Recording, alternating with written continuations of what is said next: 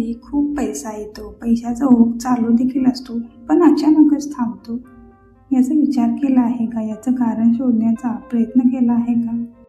मेहनत तर आपण करत असतोच, तेवढीच मेहनत असते, संधीही असतात, पण आर्थिक प्रवाह जणू कुणीतरी थांबवलेलाच असतो.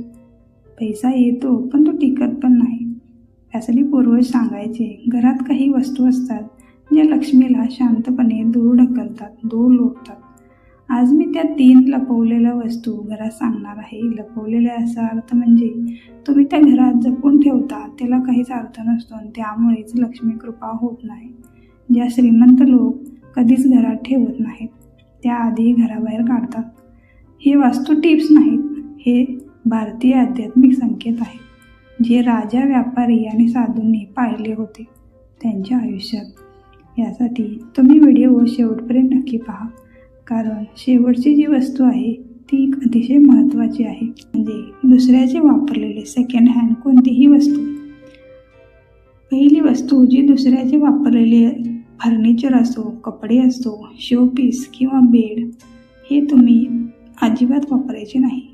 अध्यात्मात मानले जाते, प्रत्येक वस्तू तिच्या मालकीच्या ऊर्जेची साठवण करत असते. ज्या मालकीची ती वस्तू आहे त्यांची ती ऊर्जा त्या साठलेली असते. मग ती सकारात्मक असते किंवा नकारात्मक असते. जर त्या व्यक्तीचे जीवन संघर्ष, कर्ज किंवा अपयशाने भरलेले असेल तर ती ऊर्जा तुमच्याकडे सक्रिय राहते.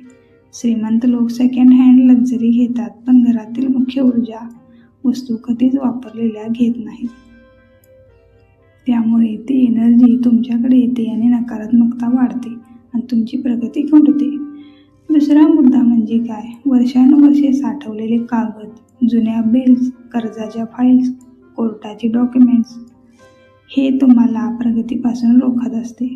ही केवळ कागद नाहीत, हे तुमच्या मेंदूला रोज आठवण करून देतात, रिमाइंडर करून देतात की तू कर्जात आहेस बाबा, तुझा संघर्ष अजून थांबलेला नाही. अध्यात्मात याला म्हणतात धनावर मानसिक बंधन टाकणे, दबाव टाकणे. श्रीमंत लोक जुना आर्थिक इतिहास घरात ठेवतच नाही, ती भविष्याची जागा निर्माण करतात. तुम्हालाही हेच करायचं आहे.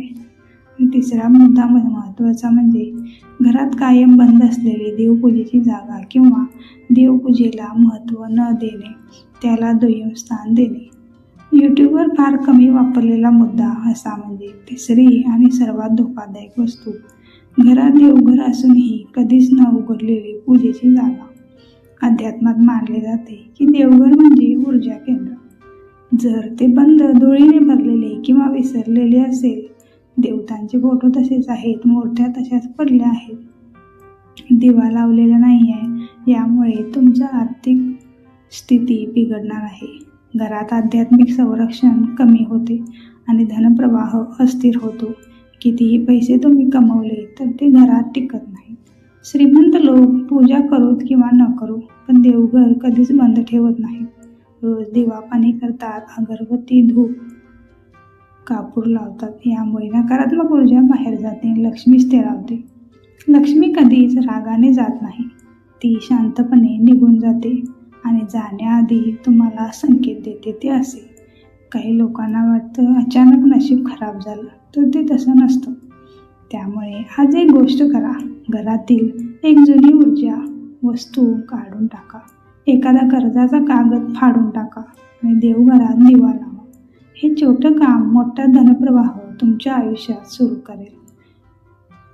पण लक्षात ठेवा, घरात काही अशा 3 चुका असतात ज्या केल्यामुळे पैसा येऊनही अचानक थांबतो आणि हातात काहीच उरत नाही.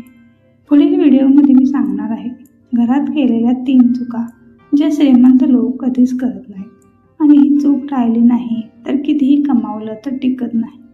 त्यामुळे तुमचं आयुष्य गरिबीतच राहणार. तुमच्या घरात यापैकी काय आहे? कमेंट करा. लक्ष्मीचे स्वागत आहे. आणि पुढील गुप्त आध्यात्मिक संकेतासाठी चॅनलला सबस्क्राईब करा. व्हिडिओला लाईक आणि शेअर करायला अजिबात विसरू नका.